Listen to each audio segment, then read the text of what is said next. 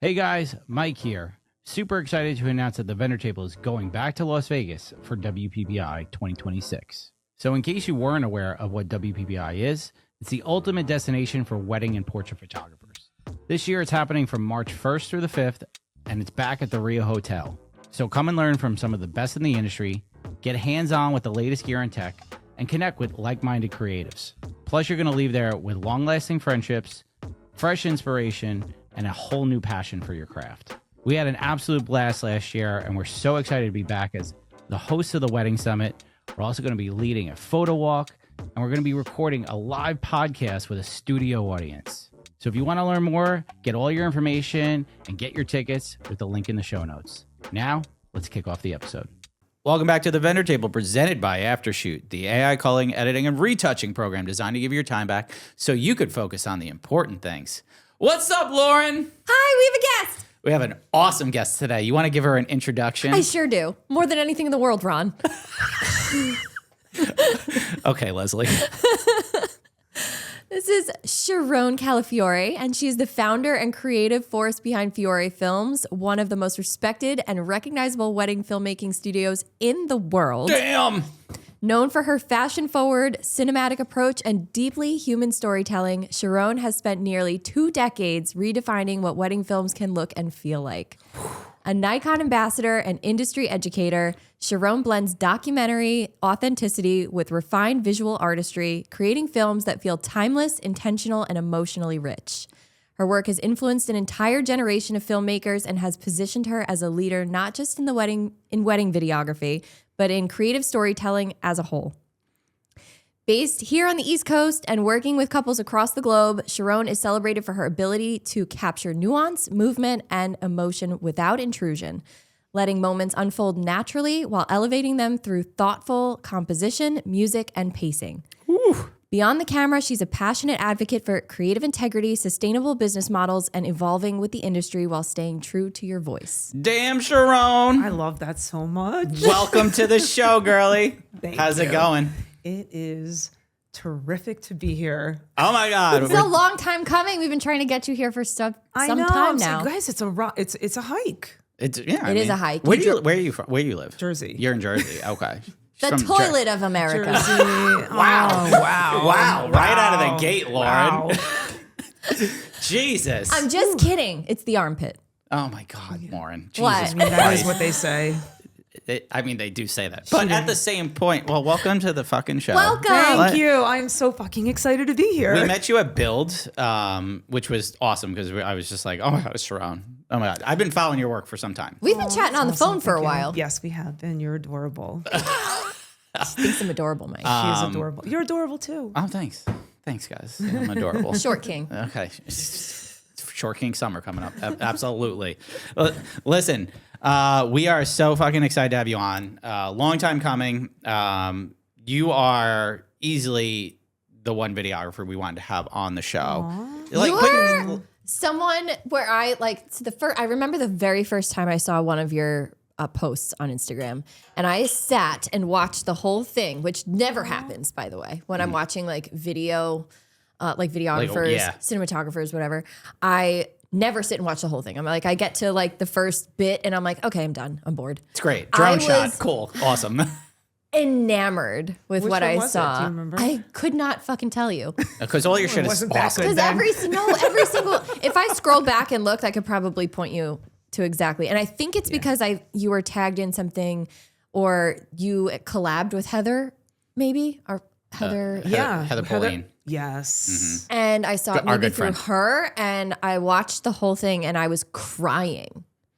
She's amazing. We're actually shooting tomorrow. We're shooting a job. Oh, nice. Yeah. Okay. We work together and we refer each other a I lot. The like- two of you together. Oh God, glorious, I'd love to watch. isn't it? I'd love to see you both work and like light a scene and stuff like that. Because Heather is one of my favorite photographers. I would just sit there and just. No, she's a really good soul too. Oh I yeah, know, one of the best people. Yeah. in the yeah, universe. yeah. I talked to her like a month ago, and like I can't. We anytime we talk on the phone, I can't get off the phone. Like it's like 2-hour conversation. Yeah, Always, that's always. every single time. Yeah. It's so great, but It's all over me. but this is what's cool is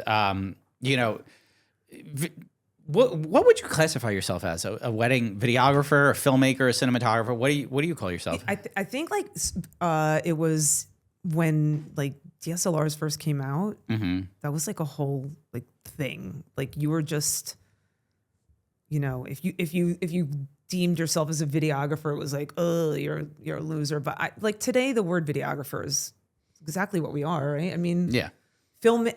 Filmmaker, I guess.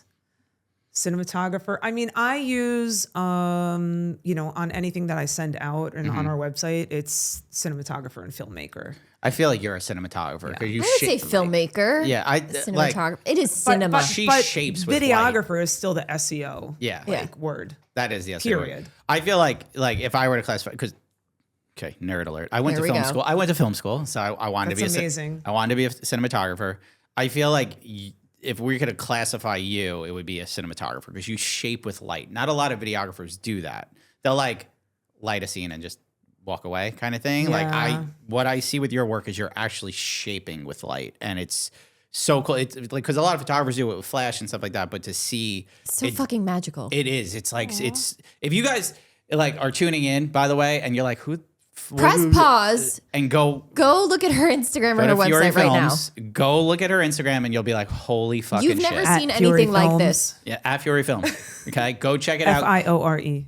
Go drop her a follow, and then you'll be in for an experience watching that's these awesome. these wedding films. Like I would put that shit on and fall asleep to it Oh, I to relax myself at night. I love that. Now you drew influence. I read from fashion. Was that Yes. like really? Because you know a lot Yes. of wedding filmmakers will draw inspiration from movies, cinema, things like that. But you drew your inspiration from fashion, like Fashion and music. Fashion and is my- music. Yeah. You can tell. Yeah, and it's when I actually say that people realize it. So like I used to work in the fashion industry. Okay. I was in textiles. Oh wow. And oh god, I miss those days. Really? Okay. I do. I had some serious perks. I went to fashion shows, sample sales, like yeah. But I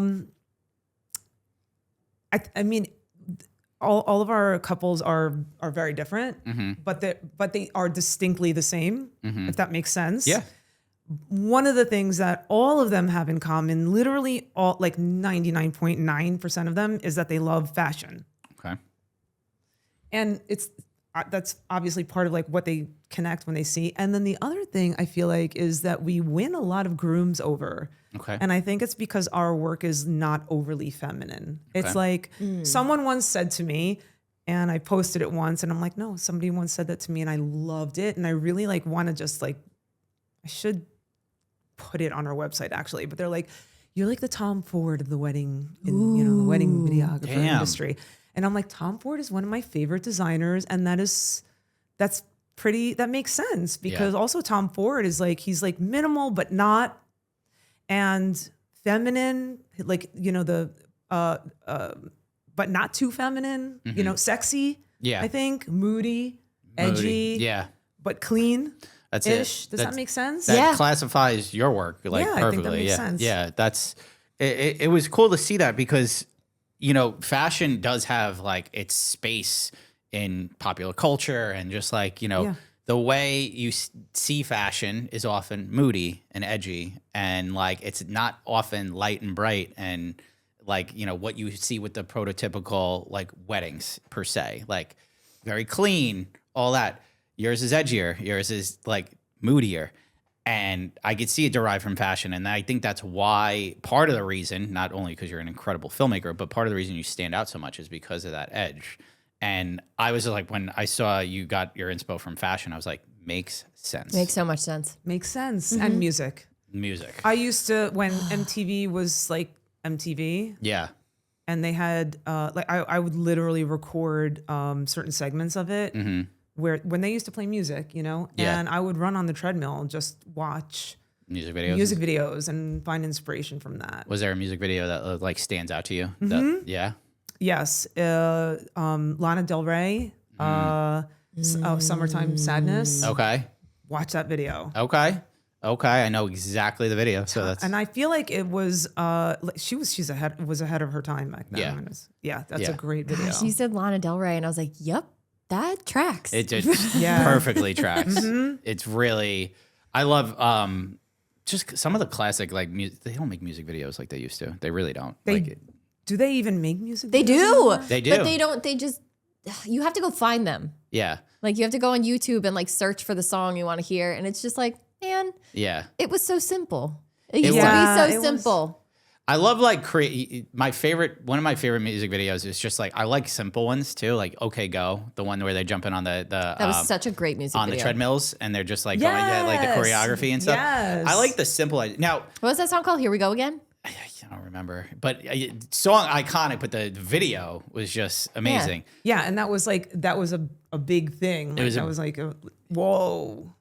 Yeah, that was like What a concept, you know. It's just them on treadmills. but that's what's cool is like so you know like a lot of what I see is a lot of filmmakers today drawing inspo from movies and stuff like one of the more popular ones now like I've seen the Wes Anderson edits are like becoming very popular. Yes. Is I feel like one person did it now, you know, people are emulating and it's great. I love it, but you know that's going to run its course. Right. I feel like your work has stayed very consistent and just like true to you. And that's something great to see, like, because just like in wedding photography, you have photographers following trends and doing things and stuff like that. How do you stay consistent to your work? Like, is there a trick there, or is it just like I'm just carving my own path? So, you know, I always say like, you know, we do have to evolve a little bit. You know, we kind of became known in our in the industry for our just statics, you know, static shots, and then letting things happen in the frame, which is what we're best at. And we have recently incorporated some drone, and I got a gimbal. Okay. I don't know how to use it yet. You got a gimbal. You don't use gimbals? Really? Well, we do use gimbals. The guys that shoot with me, like my team, which shout out, they're the fucking best. And I wouldn't be able to do anything without them. They'll bring a gimbal. Like, I'll be like, can you bring your gimbal? There's a Sangeet today for this one. You know what I mean? So like for certain little things, I don't want to be like that. I still want to stay true to who we are. And honestly, the guys that you know, my whole team, they pretty much, that's what they do too. They like being on sticks and just letting things happen in the frame. So it really works out.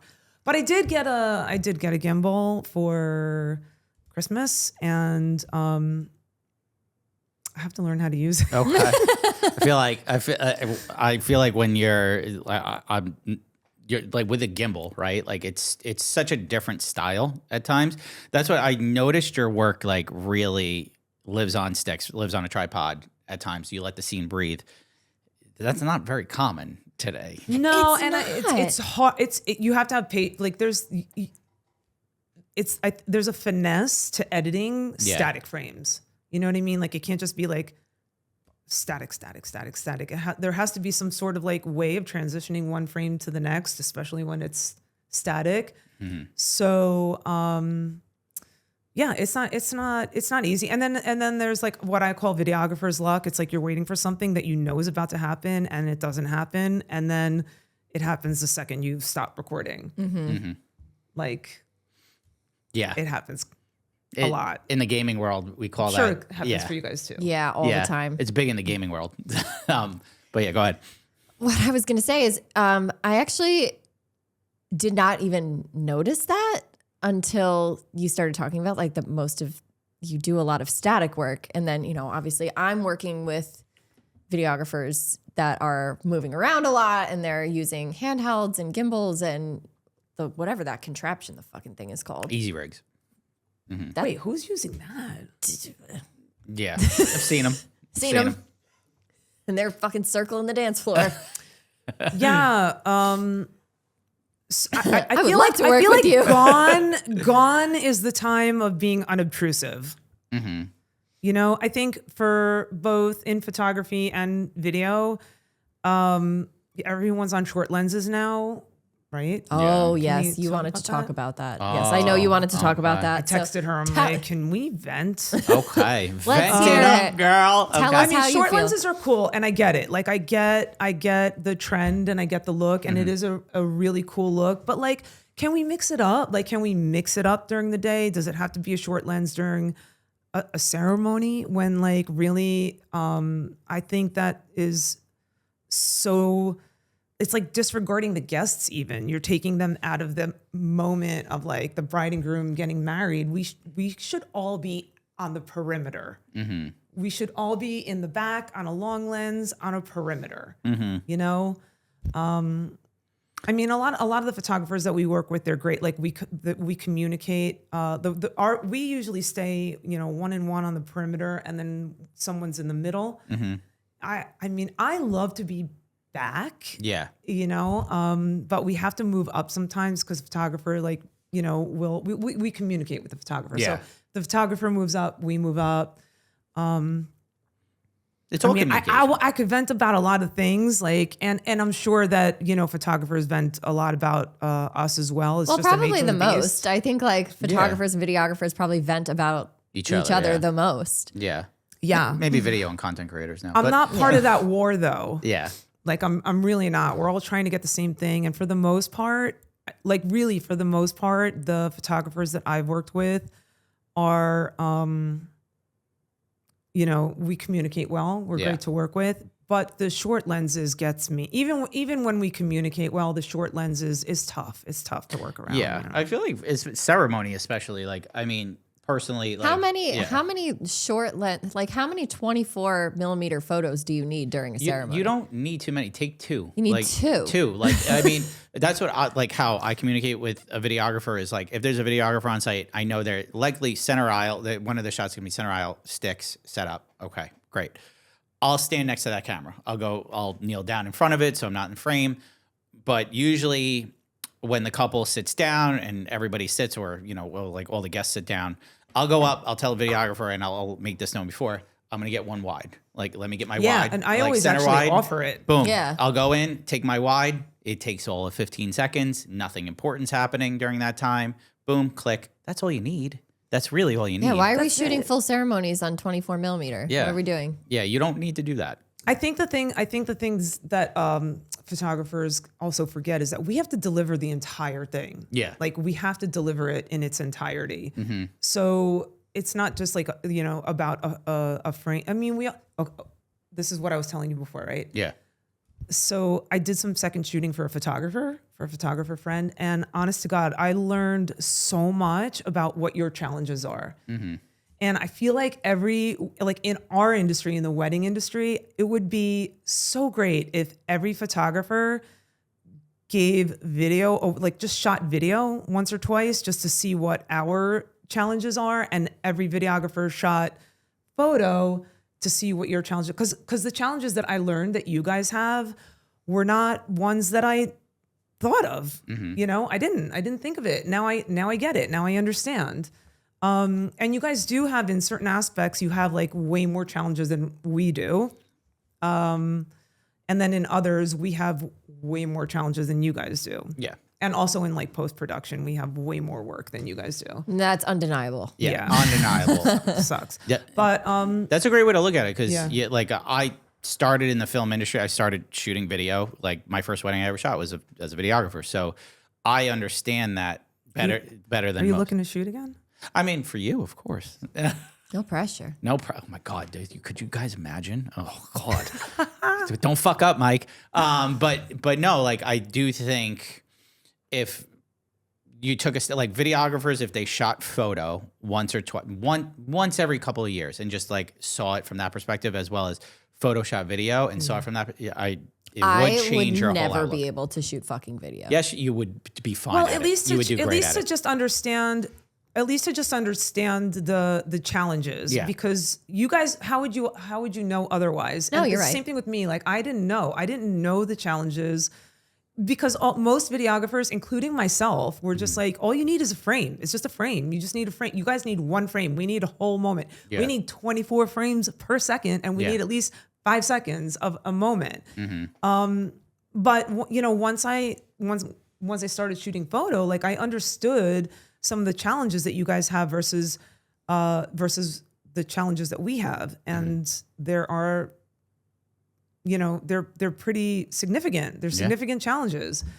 And plus your deliverables. The deliverables are also like, you know, for photography, I guess it's like for every business, it's different. For my business personally, like our couples know what to expect for delivery. And they know, like, you know, they know they're not like expecting us to shoot an ice sculpture, you know what I mean? But for you guys, if you guys miss like a detail, anything, then the whole day is like, forget it. Like you're done. You're done. For deliverables, what do you deliver? And like an average collection for you, an average package, like what do you deliver? Are you delivering, do your couples want full length features? Are they just doing like 5 to 7 minute highlight films? Like what are you seeing in your market?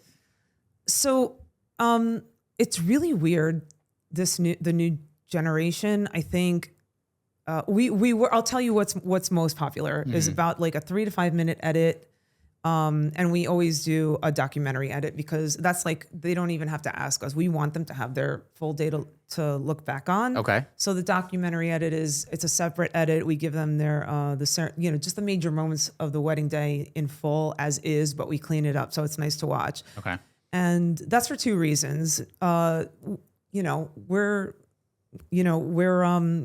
capturing we're documenting their wedding. We want them to look back at their full ceremony. They may watch it once now, but the comfort of knowing that you have it. Yeah. You know, their full ceremony, their speeches, any kind of formal dances, whatever, they have it in full. And that's comforting for them to know that they're going to have, but also selfishly as an editor, it gives me the freedom to not feel like I have to put this and that in there, like maybe part of a speech or whatever. If I want to cut down a speech, then they still have it. Yeah.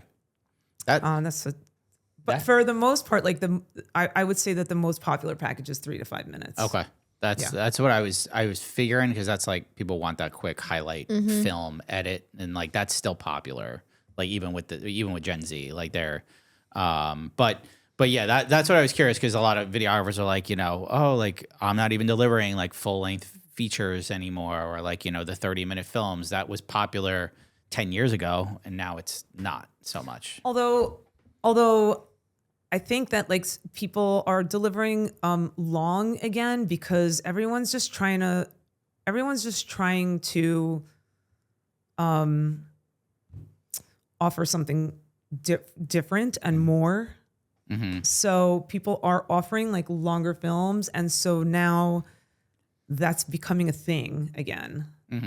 Like long, no one was even interested in 7 to 10 minutes ever, like 8 to 10 minutes. I actually have a package that I created because we had so many requests for a teaser only, just a 1 minute. I just want a 1 minute. And now that's kind of, 1 minute. 1 minute. Yeah. Some of the stuff that you see on our Instagram, those are their full features. Really? Yeah. Huh.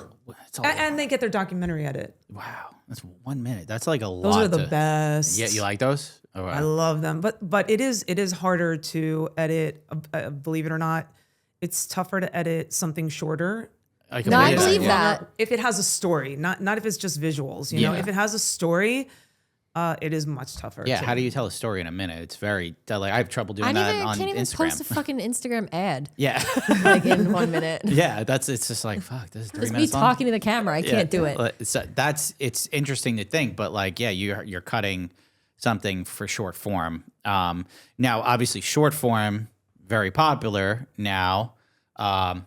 Vertical video, very popular, obviously. Okay.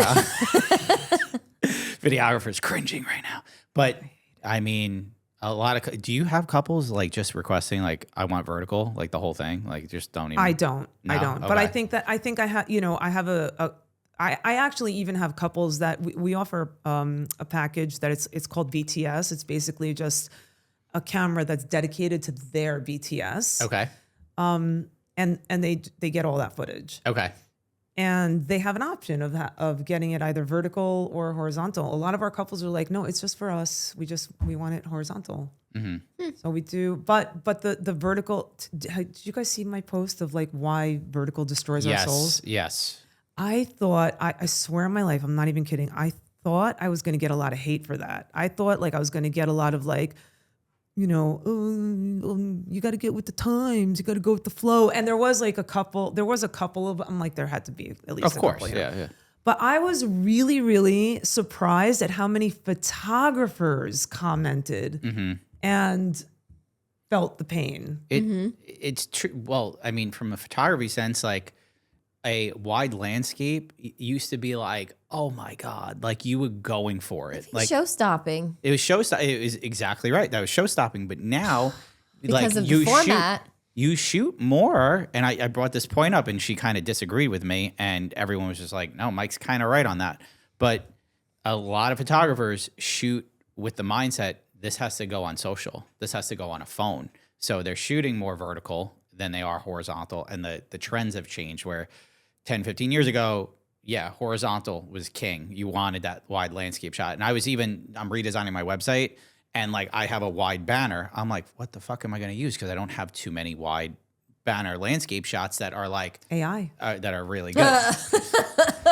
Fuck, Sharrone. Okay. but like, so vertical video and like is obviously very popular. You have systems doing open gate and all that stuff where now it's becoming like the norm for these camera systems. My stomach picking up on this microphone? No. Yeah. Okay. No, you're good. You're good. My stomach's like getting in on the conversation. Girl, we're all hungry here. She's always hungry, so that's. I'm hungry right now. But no, with vertical video taking over, right? Like and being more popular. I wouldn't say taking over, but with vertical video becoming more popular. It's taking over. You could say it. I guess so, right?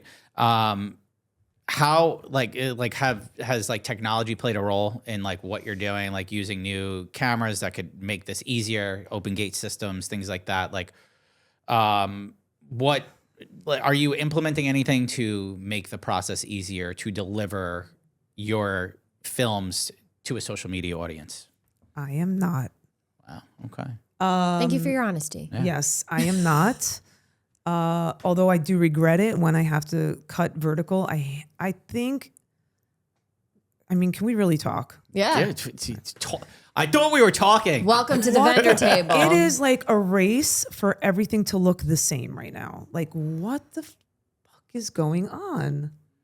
And You're absolutely not like, wrong. what the fuck is going on? It's honestly, like, and that in that post, like, it really, like, that post was sincere. Like, I actually posted it in the story, and my husband was like, "You should post that on your wall." And I'm like, "Really? I don't want this to live on my wall." And he's like, "Post it." And I'm so glad that I did because like everyone is feeling it. And when you see the difference of like the horizontal, which is how we watch movies and how our eyes see the world, to vertical, it's like, first of all, I'm sorry, but there's nothing artistic about vertical. You can't compose anything uniquely in a vertical shot. You can't compose like a bride and a groom like off to the side in a vertical shot. It looks terrible. You know what I mean? So everything has to be centered. There's nothing, I mean, unless like the bride and the groom are gorgeous, decor is gorgeous, whatever. Like it's there's nothing about vertical. Like vertical completely destroys composition. It completely destroys emotion. I'm sorry, it does. And like, it's just like a race for everything to look the same. And just for us to all, I have a love-hate with social media. So I'm not like being like antisocial because I do understand, I understand that vertical is like, that's the way we have to do things right now. But it's so frustrating as someone who like, that's part of our brand is our beautiful compositions, you know? It's like our dependency on social media has now limited our creativity. I feel like it's totally taking away so here's the thing, 2025, like towards the end of, we had a great 2025, like year of work. Thank God, knock on wood. I'm so grateful. I have so much gratitude. Like towards the end of 2025, I started like losing my shit. Like, I was just like, do I even love this anymore? Wow. You know, like, I don't like, because everything that we kind of have to do now to conform to social is so anti like what I love. You know, I love editing. I love, you know, the visuals, and I love composing. I love interesting compositions. I love moodiness and light. And like, so now social, everything, you know, Instagram doesn't even want shadows. It destroys your shadows. Compositions, forget it. And then if you're now like you have no choice. Your post turns into a reel if it's video. So like you have the whole top and bottom. And also now people just don't have the focus or attention to like watch a 1 minute thing really. Yeah. You know, which is storytelling. And that's part of like what we love doing. So we're super excited to announce a partnership with Aftershoot. Aftershoot AI is designed to speed up and simplify every step of the process from importing, culling, editing, and exporting. Aftershoot truly changed the game for us as wedding photographers. I love Aftershoot. Isn't it so great? Yeah, culling is super easy. Editing is super easy. You train your own profile based on the way that you edit. It's so good. You know what my favorite part is? What is it? Unlimited edits. Isn't that great? Like, you know, it's just you pay one price per month or per year. You're locked in. Amazing. Edit as much as you want on the go. Like, you could be on an airplane and it works. Okay, I changed my mind. That's the best part. Like, love that. Like you be on the go. You don't need internet to work the program. It is so simple, so easy to use, and it's incredible. And I think you guys should try it out. You can cull thousands of photos in minutes with AI that helps identify the best selections. Build an editing profile based on the way that you edit, or you can even select one from top industry pros. Export right into Lightroom, Capture One, or Bridge for fast and accurate results. So with an Aftershoot subscription, you get an all-in-one AI assistant that can cull, edit, crop, straighten, export, and now you could also retouch using it as well. No paying an extra, it's all included. You can try it for free for 30 days using the link in the show notes and use code TVT15 for 15% off a subscription purchase. Wedding vendors, do you need a contract? The Legal Page is a legal education platform for small businesses and a contract template shop. They help you get legally legit in minutes. So we're super excited to partner with them. Lauren, I know you've been using them for a long time, and I started using them last year. Damn. Listen, on top of being one of my favorite people in the universe, Paige has created such an amazing resource for wedding vendors. They are the resource for wedding pros looking for full-length contracts, short forms, a la carte clauses. So whether you're a photographer, videographer, planner, florist, DJ, you name it, the Legal Page is a contract that will make your business legally legit. All contracts have been reviewed and critiqued by industry-leading professionals and come with free future updates made by the Legal Page's legal team. So Paige also is a retired wedding and family photographer, but she is an attorney, so she has a very unique perspective and expertise when it comes to photography contracts. She offers free education through their blog posts, podcast episodes, and YouTube channel. You know what's super cool about this, Lauren? What? We got a code. I love codes. Right? So you could use code TVT10, and you know what that gets you? 10% off. Anything in the shop. So you want to get your business legally legit? Check out the Legal Page. And now it's just basically little, you know, just quick fixes of like, I'm not throwing shade. I'm really not. I'm just talking real, you know? I love this. Like, is it, you know, when you're watching something and you're like, wow, that's amazing. Well, is it really amazing? Or is it just that the event that was amazing? Ooh. Is the shot amazing? Is the edit amazing? Is the moment amazing? Or is it the you know, the rainbow firecracker that just went off? Like, that's amazing. You know what I mean? It's a big question today. Yeah, it is true. Matt's a wedding videographer, so I mean, you're not wrong. We've said that a lot. We've had a it's lot in of photos too. Like, you know what I mean? We've had a lot of people photo write that's that in. amazing. Is it the photographer that's amazing, or is it the event that's amazing? And it's fine. Like, great. Like, you know, not all photographers know how to shoot like an epic wedding either. So there's obviously skill. A lot of photographers like we shot a wedding in a theater. Lauren and I shot a wedding in a theater, and we lit a lot of it and stuff like that. But you walked into this theater with lighting, and just it was professionally lit by a lighting engineer, and everything looked incredible when you walked in. It was very easy to press the shutter. Oh my God, I'm those sure are the you've best. done weddings. Like and you stuff walk at into theater. if you walk into a room that is professionally lit, lighting design, Yeah. beautiful tablescapes set up, planned to the nines, and incredible in a glass greenhouse, and you're like, holy. Well, there's It's certain a venues. it's a playground. You know? Yeah, there's certain venues that have their own lighting, and it's like it's so great to shoot at those venues because they have amazing lighting. You don't have to worry.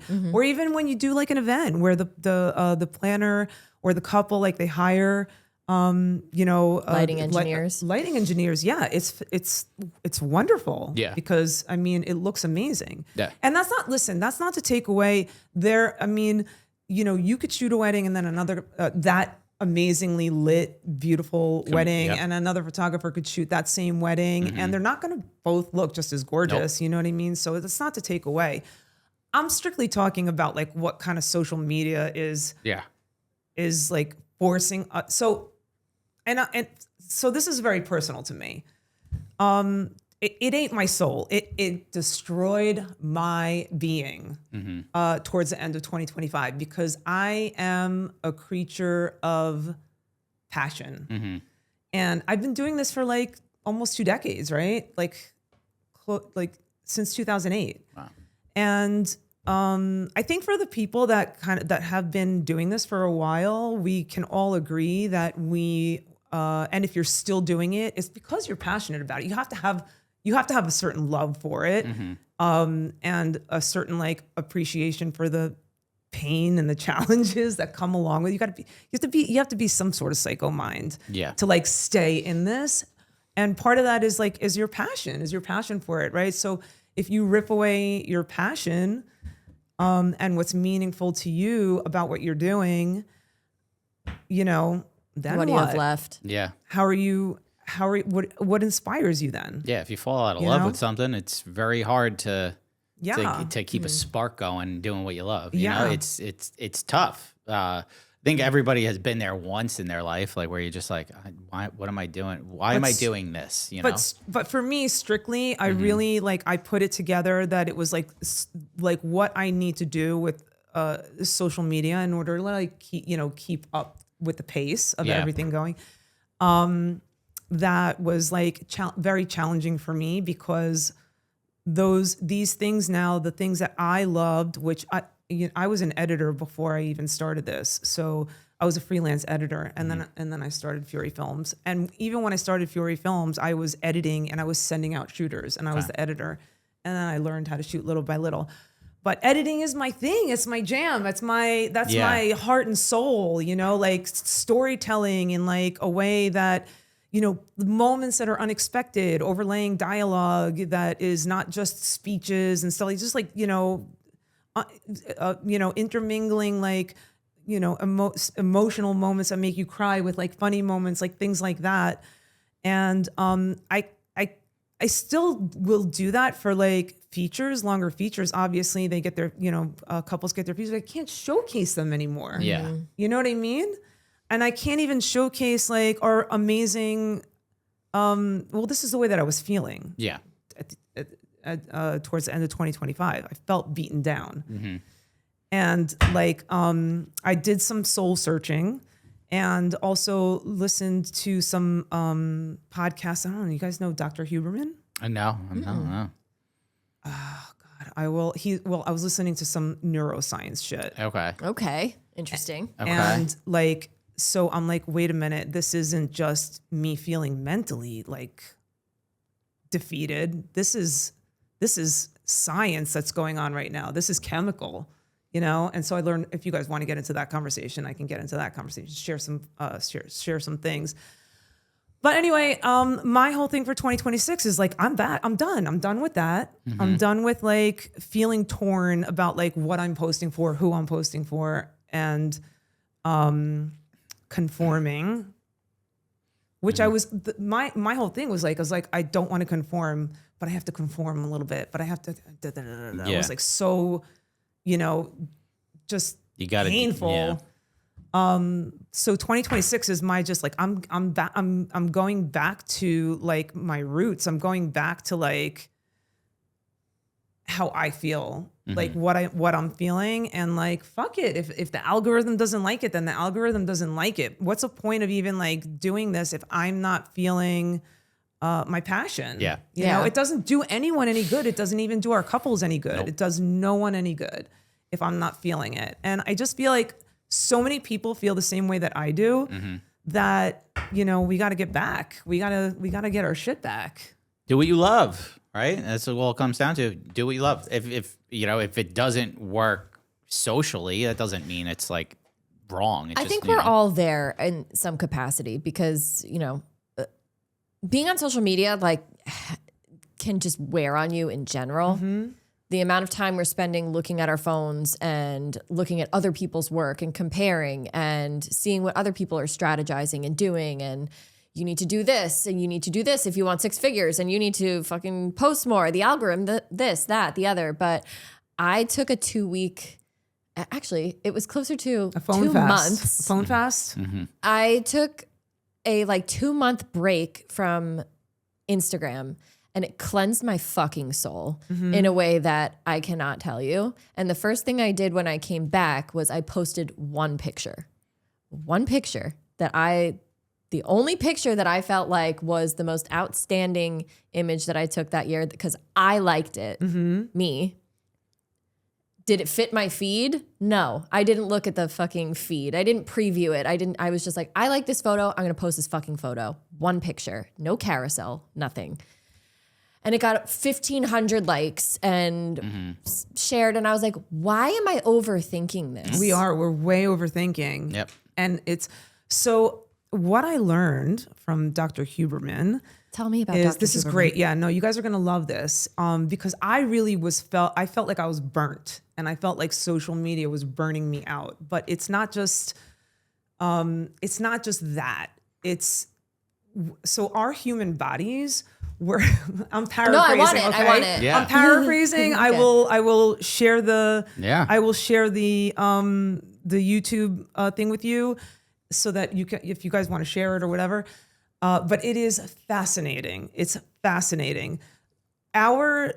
If you go back to like the gathering hunting days, like our bodies were not, first of all, we were not built to take in as much information, like in such a short, like in a day that we do right now. Oh my God. So that's that. Yeah.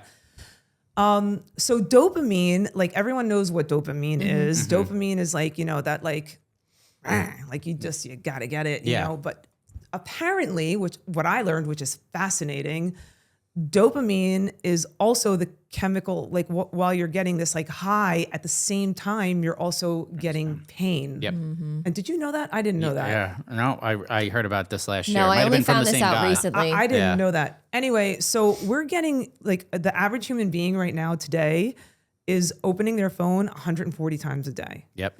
So we're getting and even just the thought of opening your phone, and when you think you're going on social media or something, you're already getting a hit of dopamine. Yep. And so you're getting these like mini hits of dopamine with like no reward, and you're just like spiking and crashing, spiking and crashing, spiking and crashing, spiking and crashing. And then there's no more mental space for serotonin, which is the Happy. it's not just happy, it's bliss. Yeah. So that's the chemical that like we feel when you're with your kid, when you're with your child, or when you're on the couch and you're just like feeling content and grateful, or when you do something good for someone and you feel love, like that's serotonin. And so right now we're a society of dopamine and not serotonin. So we have no more room. Like there's chemically no more space for focus even. And so along with that comes like, anxiety and depression. And that's where we're at right now. And so I learned this and I'm like, so it's not just me not liking vertical video then, you know what I mean? Like This is like a full circle this is moment like some right here. serious shit. Yeah. And so like what I've been doing is I've been like phone fasting a lot, regardless to, you know, what that algorithm monster wants. Like they want like when you're gone from social media for a while, you know, kind of like, it's like, it hurts your page, I guess, or whatever. Your engagement or whatever. Engagement. Yeah. Because it just wants you to keep being active, just keep being active. And it's apparently there's neuroscientists that actually study all this, and they help write the algorithms for us to like, because that's money. It's money for them. Fuck. You know what I mean? So anyway, when you wake up in the morning, give yourself an hour before you even get on the phone. Fuck. Give it an hour. Don't even go on your phone in the morning, because you're already setting yourself up for, you're already getting that dopamine hit first thing, and now you're done, you know? It's so true, because I am on this thing, and it is an addiction. It's an addiction. It's like people, serious shit. Like, you know, going viral and feeling like it's that dopamine hit, right? You're like, holy fuck, it's amazing. And like, then I didn't post for a while, and like algorithm fucking hates me now. It's like my post got 400 algorithm hates me, period. Like post got 400 likes. I'm like, 400 likes back in like 2 years ago. I was like, holy shit, 400 likes. Now I'm like, 400 likes? Are you kidding me? Oh my God, I'm going to die. Like, that's how it feels. It shouldn't feel like that. When I came back from this like hiatus, I don't fucking care.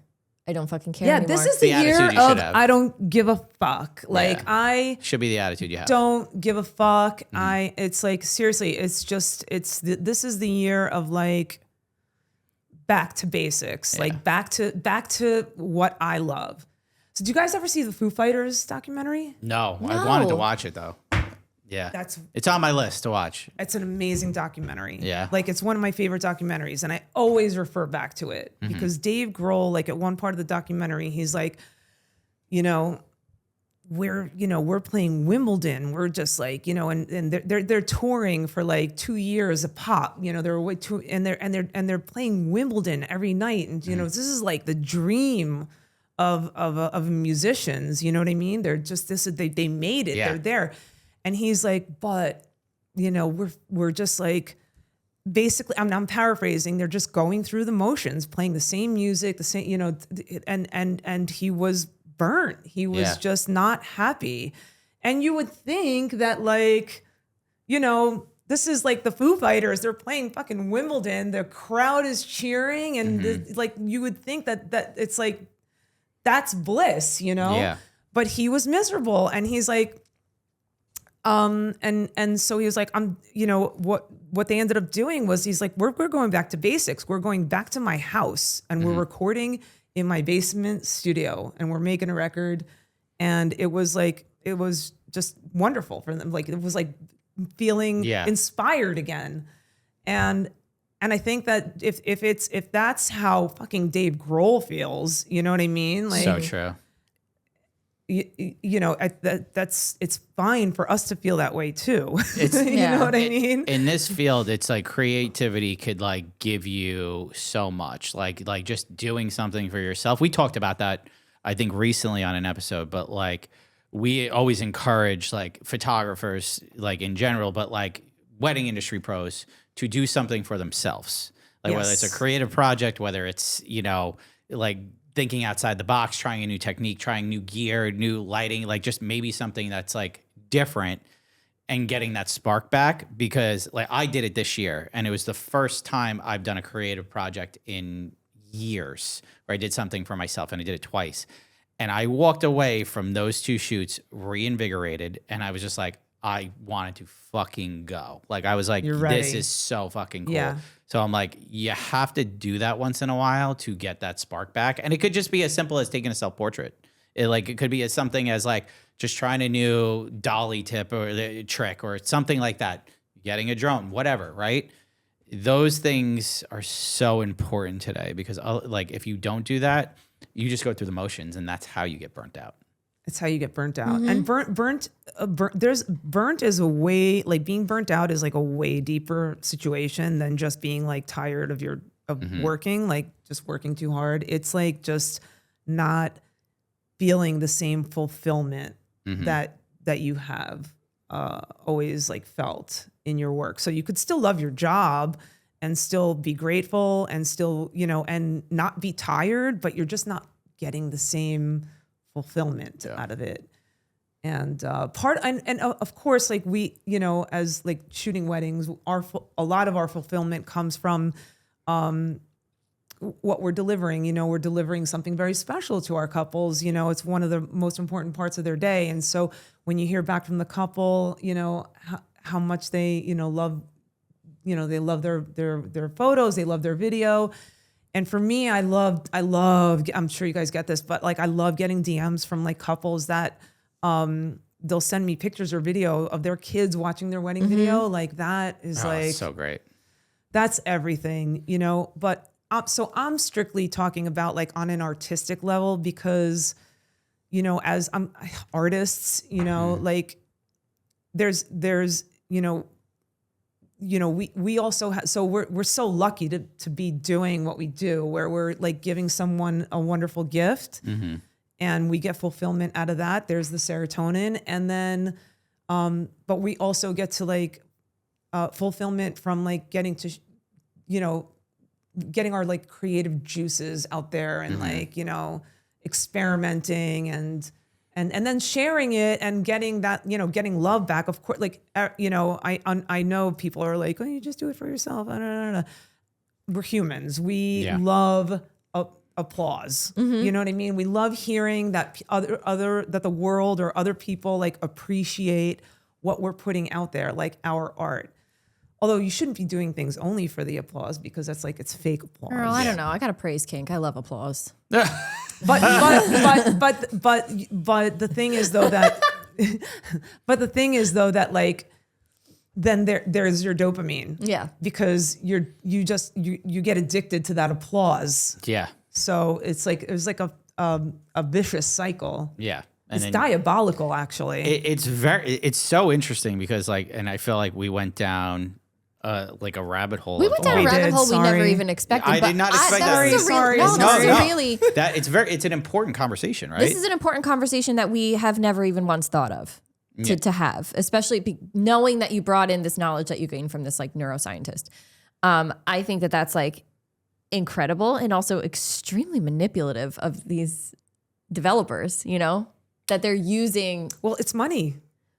That's why that's the algorithm. It's built.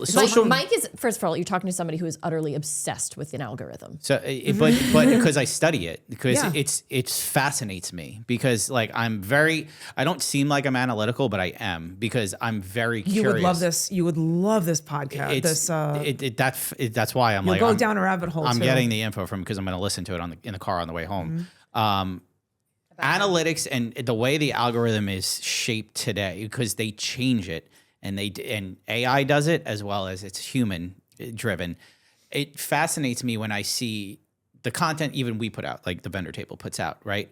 When content hits, I'm like, why'd that hit?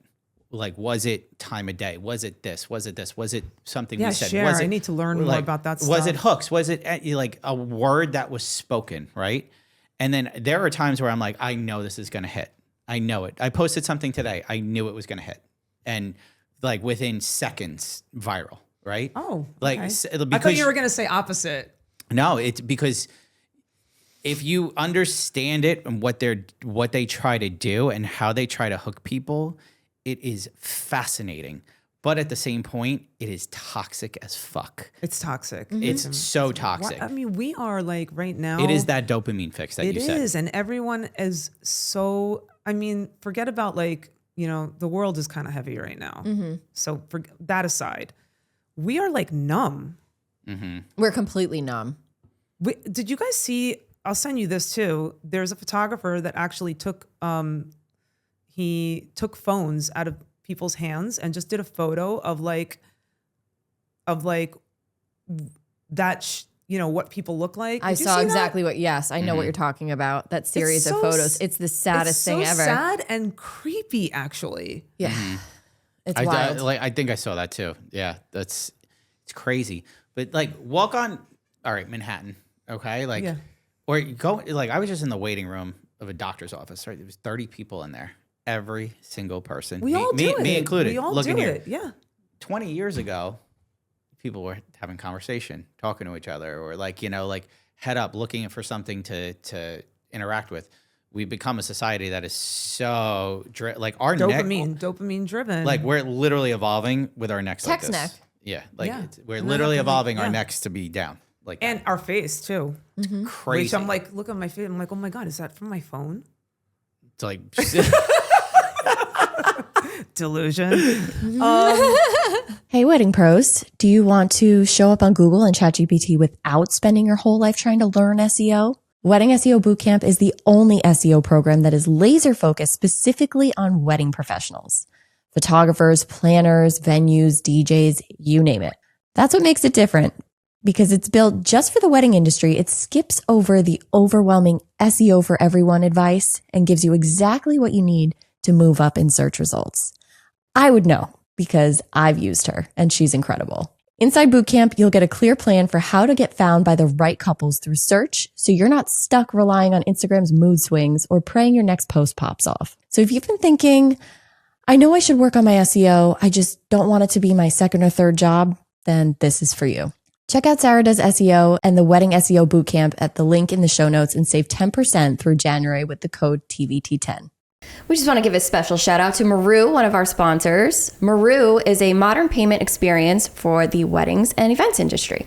Maru has added some incredible new features, including the ability to send contracts, create itemized invoices, and our personal favorite, the ability to pay contractors. Love this. Yeah, like that makes me so happy to have a platform that if I need to pay like an associate or a second shooter, I'm paying them right through Maru.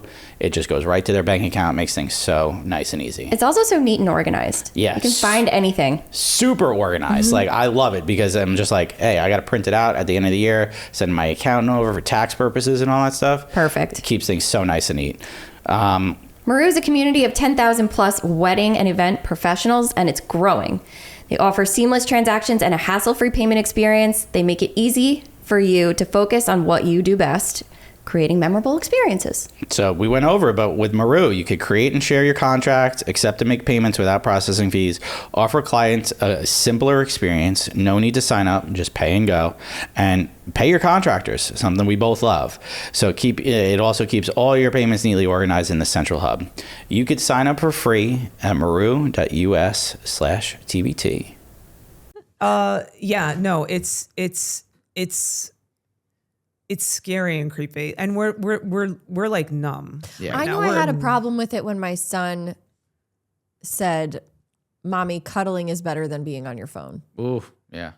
And that like wrecked me. Yeah. Because he's fucking right. Cuddling is much better than being on my phone. Mm-hmm. Yes. And when your 6-year-old is looking at you and like begging for your attention and you're glued to your phone, that's when you know you have a fucking problem. That's when you know. So now it's like whenever my son is present, my phone, not in my hand. Mm-hmm. It's in a different room. I don't touch it. I don't care if it's an emergency. I'm with the only person that I would need to be in an emergency. And don't you feel, do you feel the difference? I do. It's like a weight lifts off your shoulders and you're like, all right, for 5 seconds, for 2 hours, I can breathe and not worry about what the fuck's going on over there. I think so so. And I mean, he also said that, was it him or another podcast, but we're really missing the art of boredom. Mm-hmm.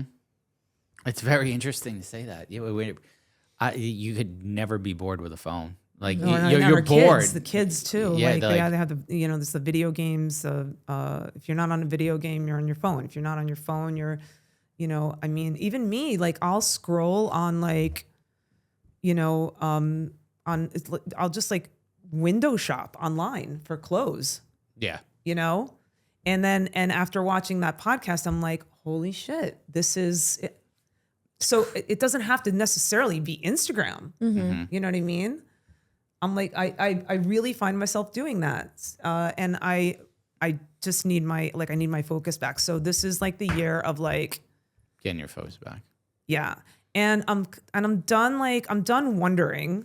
I don't care. Like, I actually do care. I'm not going to lie. Of course I care about the algorithm, but I'm going to not overthink, and I'm going to post.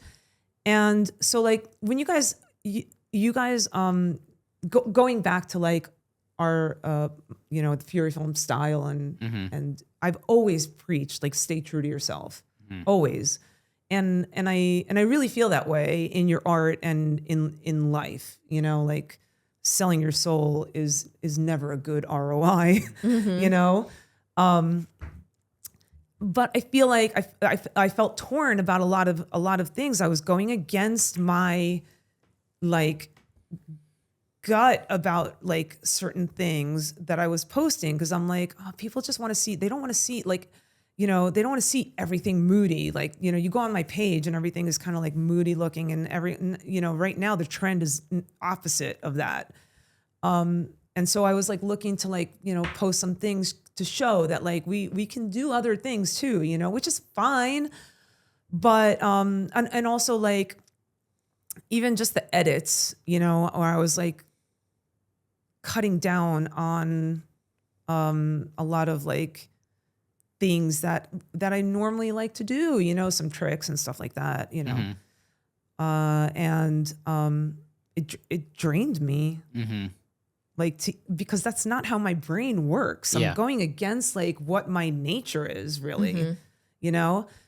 So I'm kind of like, you know, I feel like a lot of our success came from like not looking like everybody else and being different and staying true to who we are. And so,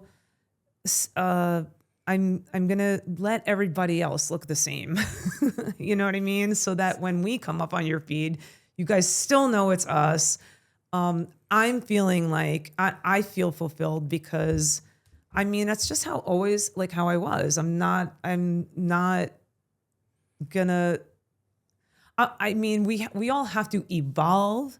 And I always use the analogy of like Louboutins, right? Like Louboutin shoes. Every season comes out with like a new shoe, but the bottoms are always red, you know? And that's how you know it's a Louboutin. That is so fucking well said. Yeah. Because when you think about that, like we've talked about this with photos and stuff like that. Like I developed my style 10 years ago. Like I found my work. And you look back 10 years ago, it might be slightly different, but the core was always there. Yeah. And like it's very important that like you find something that's true to you, that core, but you polish it, you get better, like you evolve it over time because you have to evolve with the times, but the core stays the same. It should. And if you're staying true to yourself, it should. Yeah. Unless you're, you know, like unless you're just starting out and you're still trying to find yourself, obviously, you know what I mean? Took me a little bit too. Right. Once you find yourself and that's really who you are. And honestly, if your work is true to you, I think that the viewer of your work will be able to tell a little bit about you just from your work. Yeah. You know? So true. So true. It's so well said. Oh my God, this is philosophical. Flip that. It's so philosophical. Louboutin. We got some other things we could talk about too. So like staying on social media and the topic of social media. One of the things we have to bring it up. The last videographer we had on the show, AJ, you know AJ. I do know AJ. I love him. We love AJ. He's a good friend of ours. I've known AJ for years. But when AJ came on the show, we like the show was still growing, everything like that. The rise of content creators have hit the scene. Okay, behind the scenes, cell phone content has become all the rage today, especially with these couples wanting to get more moments and like things like that. Some are saying like, I don't want a curated film. I want like just behind the scenes and stuff like that. But there is still a need for wedding videography, but many in your field have expressed disdain for content creators. Some have even said they're taking away jobs from videographers. Yeah. What's your take? How do you feel? Like, is this something like how, what's your perspective on the world of wedding day content creation? So when wedding content creators first came out, I was like, what the fuck? You know? I will say one thing. I think they should dress well. I think they should dress for the day because they are in the shots sometimes, period. That's why we dress well, because we are in, you know, But okay, I actually have respect for content creators. I do not have a hate for them, and I think that I actually did a post on this that also did well. I archived it because I just didn't want it to live on my wall. But I think that there is room for both, and there may not be room for one or the other according to the couple. And so if that couple feels like content is enough for them, like just these little short bursts of little, moments is good enough for them, they probably weren't your couple anyway. I think that, and now I've come to like appreciate content creators, and I'll tell you why. It takes a while to like, for us to do what we do in post-production. It takes a bit. And right now, like, it's like a world of instant gratification. And it is what it is. That's just how it is. And so they satisfy that, which is great. I mean, the only thing I would say, I would love if, and I think for the most part, like good content creators do respect like the videographers, in terms of, maybe not showing the first look before we do, or like, moments like that.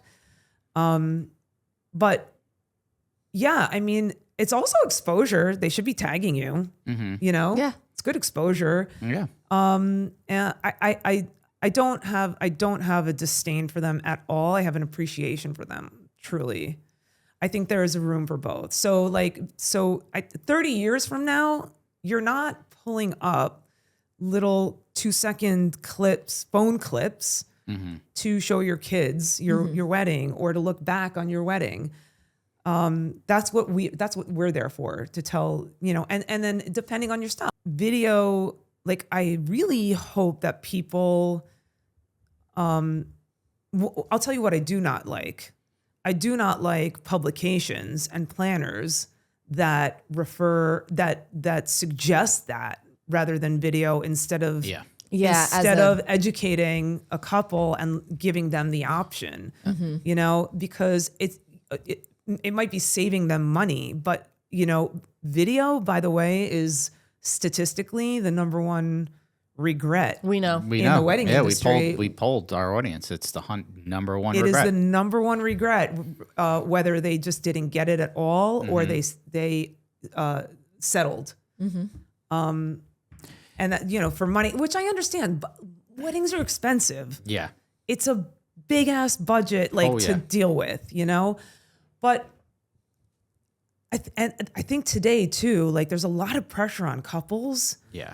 Because of social media, to like have these extravagant, like, luxury weddings that they probably, like, they're blowing their budget on venues and decor, and then they don't have budget for other things, which is really, it's disheartening to see. Like, it's sad because I might be like, if I was getting married today, I would probably just be like, I don't want this fucking all over social media, but you have no choice. Your guests have their phone out. Yeah. Like, and you have to live. And then as a couple, like, it's kind of like, you sort of have to live up to so-and-so's wedding and so-and-so's wedding. Keeping up with the Joneses, yeah. Yeah, it's tough. It's a lot of pressure on them too, We've seen a little... Totally digressed again. No, but it's fine. No, but That's why we like this. We have seen, though, and we talked about this previously, but we've seen couples taking different approaches. It's like the ones that want the $1 million wedding, maybe they don't have the budget for it.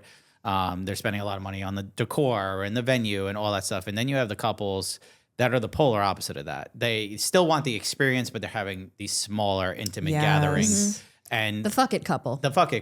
Fuck it couple. Remember micro weddings after COVID? Yeah, God, I loved them. I did a lot this year. They're like, I don't know if I could say they're coming back, but I had some of the prettiest weddings I shot this year were these intimate celebrations, 30 people in like a cute inn, or like a lot in the Hamptons and stuff like that, like small estates or like backyards of houses. And I swear they were like my favorite weddings. They were just small, intimate, and they were about the couple. Because it's a different. Let's just make it clear on your podcast. We love luxury weddings. Love them. Yeah, we love them. Love luxury weddings. Bring them on. Mm-hmm. Bring on the luxury weddings. But we did a wedding in was it November, October? Mm-hmm. we did a wedding that was like insane. I have to, I can't wait to put together the teaser. The reason why it's taking me so long is because I refuse to conform. This one will be a storytelling one. This wedding was a luxury wedding. Okay. Luxury. Where was it? Did you guys see I posted like the flower, like it was like when the couple walked, it was at Glenmere Mansion. Okay. Amazing. Gorgeous venue. But we don't really see this as much. The couple and they basically they loved they loved everything, you know what I mean? But they just it was just about their day and their parents. Oh. That I could just do a montage of the hugs on that day and the tears on that day. It was amazing. I can't wait to put that together. Those are the best. Love that. Those are the best. But with the micro weddings, there is something different and I would say special just about the energy, and I think it's because of the smaller space. Yeah. You know what I mean? So remember micro weddings. I loved them. Yeah. I loved a micro wedding. Yeah. I wish I feel more connected to people when there's less of them. Yeah. Does that make sense? Yeah, it makes sense. It's like I feel like I can connect with the guests more. Yeah.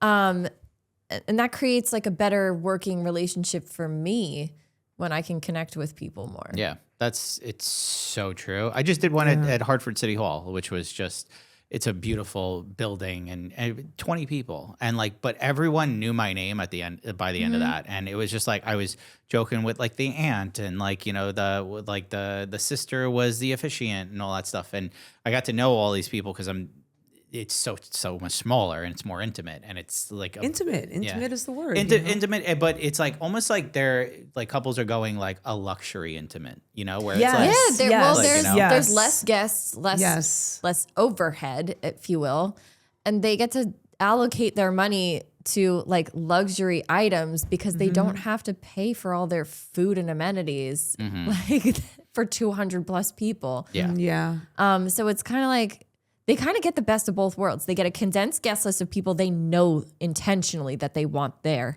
to experience this with them. And they also get all of the wonderful things that they dreamed of, decor-wise, photography, videography. I love it. Yeah. I love it too. I have to tell you, my wedding was 60 people. We got married. I was talking to Matt out there. We got married in Bayonne. Okay. New Jersey. Bayonne, New Jersey. Where they filmed Sopranos. Literally, my wedding looked like a scene from Sopranos. I swear to God. It was at a friend's restaurant. What year? Wait. I'm not doing that. I was 2014. I mean, I'm not doing that. Okay, fine. You're not going to get me. Damn. You're not going to get this shit out of me. Tell me what. No. Okay. Our wedding was just it was family. Okay. And just our best friends, that's it. So which was family. 60 people, amazing food. It was an Italian restaurant, amazing food. Yeah.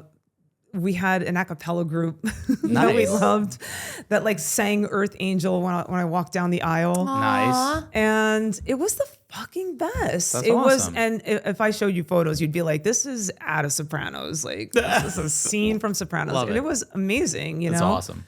I would take a luxury, I actually filmed my wedding with a little camcorder. Oh, that's awesome. That was when I was in the fashion industry. Okay, gotcha. So yeah, that's a different vibe, Mm-hmm. It's so cool. So we're nearing the end. So, but there was one question, a listener wrote in, okay, that it's really, I think they're getting started in the industry, but what's a mistake you see with emerging wedding filmmakers? What's a mistake you see them making again and again, like wedding filmmakers, and how would you recommend they avoid it?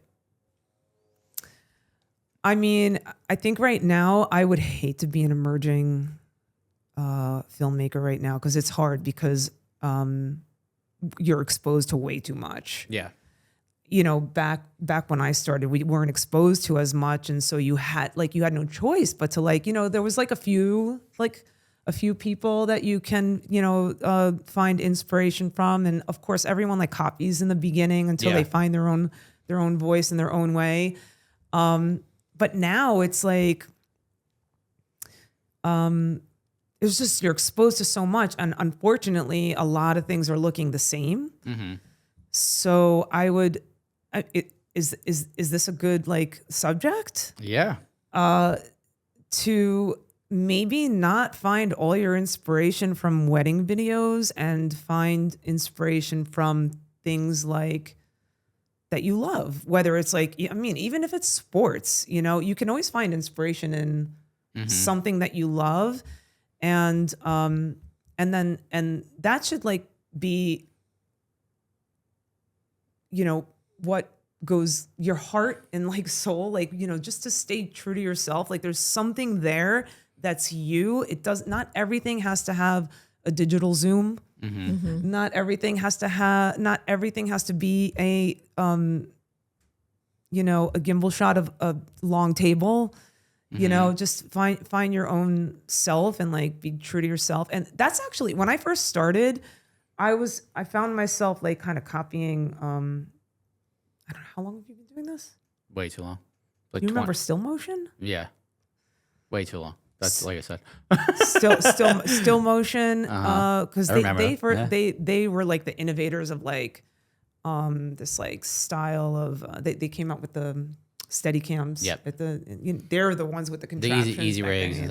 Yeah. And they had a style. And I did this like thing that was kind of like, you know, definitely inspired by them or whatever. And I don't know, I felt kind of like lost. This was when I first came out. And then do you remember Elysium? No, I do. Yeah. Wait, Julie Hill? Yes. Yes. Yep. Mm-hmm. So I don't remember what it was that I watched of hers, but like something clicked when I watched this of hers and I'm like, I'm just do me, you know, I'm going to do me. And I went with my sister and I did this thing at Kleinfeld. She had to do like, you know, she was trying on her dresses, getting fittings, whatever, And I did this little video and just did what I fucking wanted. I did stop motions. Like it was crazy. I you know, to like gold frat and it was awesome. And I think that that's kind of like what sort of, and that was my style back then. Like I was just doing this edgy shit that, you know, was like sensual kind of stuff. And then that's what got me kind of like really, really noticed. Yeah. And that was before my skills were even refined and stuff like that. So then, you know, and that's one thing I would definitely recommend to newcomers is to, not just take everything from YouTube and social media and Instagram, but like get in there and, you know, shadow, assist, second shoot for people, because that's where you really, really learn. And that's how I really, really learned, was just shooting with some really great, with some really great talents, and also constructive criticism from like not sugar-coated. Yeah. Like where it hurt. You know, constructive criticism. Because back then we didn't really have, we didn't, this was like pre-Instagram. Yeah. You know, we had Vimeo, I think. Yeah. Vimeo. There was like groups that you had to pay to kind of like be part of. And that's where you kind of networked and found other people. So do you remember Cinematic Bride? Yep. Shut the fuck up. You remember that? Oh my God, yeah. Wow, you have been doing this for a while. I worked for Tiffin for years, and so I always wanted to get Tiffin into the wedding film industry because they made a lot of products that filmmakers could use, and like I was always pushing for it. So I knew a lot of these names. Like I was just like, we had a new monopod. Like I was trying to get it in the hands of people and stuff like that. So I know most of the names. Cinematic Bride. That was Josh Smith. He was the, like, I would say he was the, if he was not, he at least was the one that got the attention of this whole cinematic vibe. Like he was doing like Trash the Dresses in like a swamp in Oklahoma. Yeah. You know, do you remember that? I remember seeing something like, it was like, awesome. It was amazing. And he's the one that actually, I was a freelance editor, and it was his work that I actually would, one of my biggest clients, her name was Trish. I would just be like, can you please do something like this? I'll edit it for free. And I was like being a pain in the ass about it. She's like, why don't you just do something yourself? You know, like, and she was like my biggest cheerleader. And I was like, really? And that's how I started Fiore Films, with that in mind. And I reached out to Josh. At the time, there was no like Instagram, VTS, and how, like, by the way, today, some of that shit is getting so cringy. Anyway. Oh my God, we could keep going, but yeah. We could just keep going. Yeah. But I imagine you feel the same because you took a deep breath. What? About like the cringy? Oh, yeah. But it's all the same. Like literally, there's a content creator that I follow that helps like your growth on, that's not in the wedding industry. Literally, just like that helps your growth on social, right? One of the biggest advice is to copy other people. Like go out there and see what's getting the numbers and copy them. And I'm like, really? Is that and that's why you just see the same stuff, stuff, like people eating in their cars and tapping on the influencer. Everyone doing this. Yeah. Do you ever see the dude, by the way? Yes. Do you ever see that guy with like, he's just like how regular people drink coffee, and he's just like, you know, like but even that, it's hysterical. There's a million people that do that. They're now caught, but it's so funny because people are copying, and it's so true. Like I loved at the beginning of the episode, we talked like, you found your inspiration from fashion and music videos and things like a lot of wedding videographers and filmmakers probably wouldn't find inspiration from. They'll probably, like a lot of them are going to go to movies, their favorite director and stuff like that. I mean, that too, but like, you know, when of course, like, you know, like I always tell AJ, like AJ is the Michael Bay of wedding cinema. Yes. Because like I always wait for his reviews, by the way. Yeah, it's hysterical. But like AJ's like, you know, like handheld, like in your face, gimbal, like just the quick cuts, and just like you're watching this and it's just like, it is a rush to watch his wedding films. His dancing, but and he's another one that's really stayed true to himself, like with what he does. And so with dancing, like I think he does dancing the best. His receptions are the best. They're amazing. I've always told him that. But before that, you get the emotion. Yeah, like that's he so true. Really does like emotional stuff. Yeah. You know, so it's very, very. He tells a story in a great way, and that's. I think a lot of videographers who walk away with this is just like find inspiration in places that maybe aren't weddings, aren't wedding filmmakers, aren't all that stuff. I mean, you obviously have to just to see what's out there, but don't make that your like. And then if you're feeling like you're comparing, you know, you're just feeling down because you're seeing other people's shit. First of all, just try to remember that a lot of stuff is smoke and mirrors. Not everybody's making a good living. The other thing though is that like, if you're finding yourself like down, you know, when you're scrolling, if it's like getting, like you feel beaten down, stop it. Stop watching wedding videos and watch movies and shows and read a book, music videos and read a book. Yeah. Stuff like that. What were we talking about before I digressed? You were just saying like where. Oh, Cinematic Bride. Yeah. So he actually, I bought his, he had a tutorial of like coloring, like, you know, how to color. And also I bought phone sessions with him. Oh, wow. Okay. So I got to, and it was basically just like, I got an hour, which with each, it was like a package of 3, and I got an hour and I got to ask him questions and I learned a lot, you know? So that would be my advice to upcoming, entrepreneurs or like, you know, wedding videographers especially, is just like,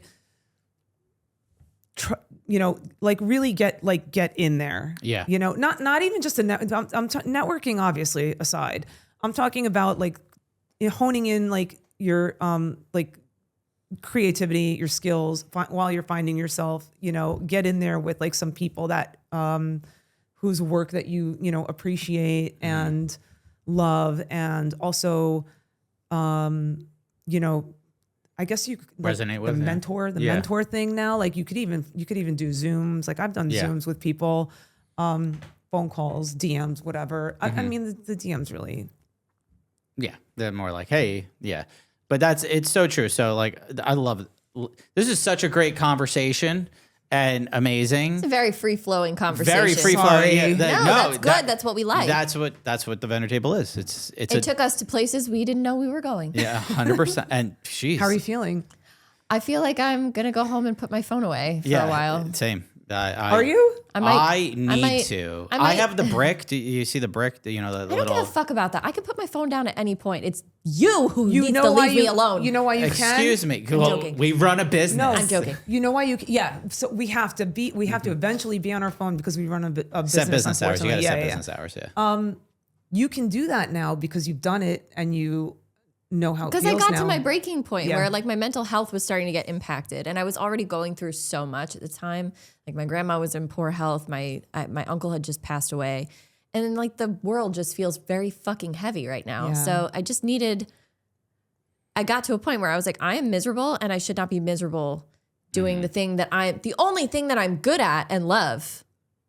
Why am I feeling like this? So I just needed to put the fucking phone away. Now that I've associated this like nasty, wonderful little tool.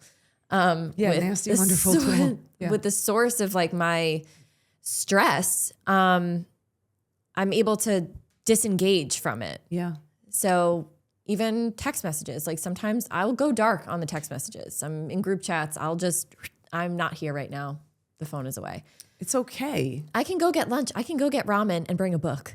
Yeah, it's okay. You have to. It's okay. Yeah. If that's what I need. Yeah. Especially for what we like in the creative space, like you need to feel motivated and inspired, right? And like when you're just numb and you're not focused and you're not motivated, how are we supposed to do what we do?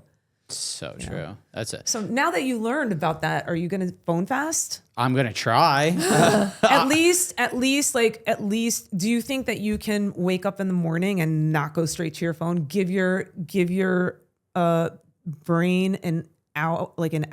You know what? It'll be a big challenge for me because it's I get up and I check my right away, like kind of thing. It's terrible. But you realize that's how like your day will start. Then you start with like stress, a crack pipe. It's 100%. You're hitting a cigarette. You're just like boom, wake up, boom. It becomes a habit. It shouldn't be. Your phone is my vape. Yeah, it's very true. It's so I. It's part of. Let me get a hit of that. My New Year's resolution is to be less on this. I also started taking gummies. And that has helped a lot. With THC? Yeah. I tried for I tried like a slither twice to help me sleep because I wasn't going to sleep. Which, by the way, I go to sleep better now. Yeah. No, they say because I'm off my phone. Oh, blue light. The damn lights. The blue light. I do wear blue light glasses now too, which I swear helps. They do. I swear. But I am also terrible for color grading. I'm not on my phone in bed. Yeah. Sleep is another thing, you know, when your body's not getting enough sleep, like that'll just really jam you up. It's so funny though, like, cause I could pass out right away. Like if I'm working all night, like editing and stuff, cause I'll edit late nights sometimes. Like my hours are weird. I could go to bed right away after the computer if I don't look at my phone. But if I look at my phone, you're done. Fucked. Like extra half hour, 45 minutes to fall asleep. So, and I'm just like, oh, fuck. Yeah. What am I doing? Why am I scrolling? Why am I doom scrolling right now? I've seen all this shit, already. Why? So I think for a message for everybody as we come to the end, get off your fucking phone. And an hour and a half special with Sharrone. This was incredible. Sharrone. Like literally we talked about nothing. We talked about a lot of things. We talked about Nikon. This is what people really want to hear though, I think. Nikon. It's not necessarily What's the new camera? Nikon Z something? Nikon ZR. Okay, Nikon ZR. Go check it out, everybody. I think our listeners appreciate the candidness of the conversations that we have at this table more than they would like to hear an interview in your whole life story. Yeah. It's so not that if interesting. These are the things that they're icons, they're idols, that other people are seeing you as their ideal mentor. If these are the things that you find yourself struggling with, then they can be like, oh my gosh, it's not just me. Yeah. And that's, I feel like, very important in this industry. Yeah. Because a lot of spreading the word. A lot of people look up to you in this industry, and it was very cool to have you on and have a real conversation, because I think a lot of vendors in the industry are going to appreciate this in the long run. So for sure, I hope so. We gotta really get back. We gotta all get like our community. We all have to find ourselves again. Yeah, 100%. Yeah. Well, Sharrone, where can everyone find you on social media, website, anything like that? Like, give us some links, girly. I have to get back on my YouTube game. Instagram's the way to go, at Fiore Films, FIORE Films. And the website is fiorefilms.net, because I had to be different. Love it. It's okay, Mike's.me. Yeah, .me. 15 years ago. Yeah, there was another Michael Cassari. He's a casting director. He took all the freaking directors. Dickhead. He's a nice guy, though. We talk all the time. That's hysterical. I always say, I was like, I'm gonna be the Michael Cassara on the top of Google. Like, and are you? Right now I am. Yes. Good SEO. He's a big Broadway casting director. So I'm like, if I'm on top, it's great. I love it. But Lauren, where can they find you? You can find me at LaurenO'BrienPhoto.com. I'm boring. And Lauren O'Brien Photo and the Feral Photog on Instagram and TikTok. Mike, where can they find you? At Michael Cassara Photo on Instagram, TikTok, as well as my website. And you can find us at the Vendor Table Pod on Instagram, TikTok, as well as YouTube and our Facebook group. Guys, it's been fun. We will catch you next time. Okay, bye.